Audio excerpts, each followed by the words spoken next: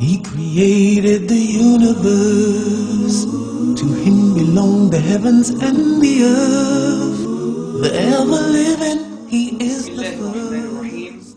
In the name of God, the most gracious, the most merciful. My name is Hamza Andreas Georges, and I am a Greek convert to Islam.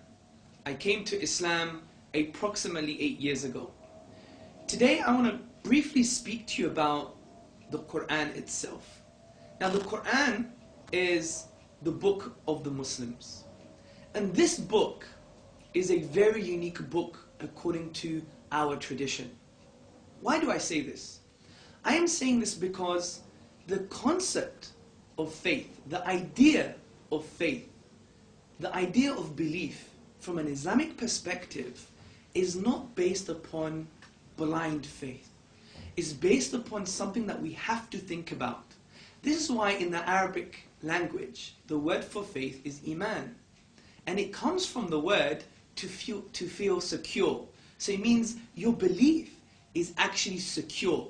It's not based upon something from a blind perspective, but something based upon deep thought, deep reflection, and understanding. And the reason the Islamic tradition is like this, which I would argue, which is different from other traditions, is because of the Quran itself. Because the Quran wants to engage with you. It wants to engage with your mind, and it wants to engage with your hearts. Now, how does the Quran do this? Well, I ask you the question, if you wanted to engage with my mind or my heart, how would you do it? Well, simply put, you would ask me very deep questions. And this is what the Quran actually does. For example, the Quran says, أَوَلَمْ يَتَفَكَّرُوا فِي أَنفُسِهِمْ. Do they not reflect within themselves? And this has two aspects to this. Your body, your physiology, your biology, and also your emotions and your psychology. So the Quran is telling you to reflect on this small universe within the bigger universe, which is the human being itself. Also, the Quran points to nature and natural phenomena. As the Quran says, أَفَلَا يَنْظُرُونَ إِلَى الْإِبِلِ كَيْفَ خُلِقَتْ. Have you not seen the camel and how it was created? Similarly, the Quran gives us a general principle about thinking and reflection. And it says, وَكَذَلِكَ نُفَصِّلُ الْآيَاتِ لِقَوْمٍ يَتَفَكَّرُونَ. And thus, do we explain our signs and our evidences and our proofs for those who reflect. Now the word يَتَفَكَّرُونَ, for those who reflect, its root in the Arabic language is mentioned 18 times in the Quran. And its meaning is very deep, very profound. Why am I saying this? Because the Quran is trying to tell us, do not just scratch the surface. Think deep about things. Think about man, about life, and your interaction with the whole universe. This is why the meaning of the word for those who reflect actually means the thing that you're reflecting upon, the thing that you are inquiring about, you must seek into what it actually really means about yourself. It refers to you itself.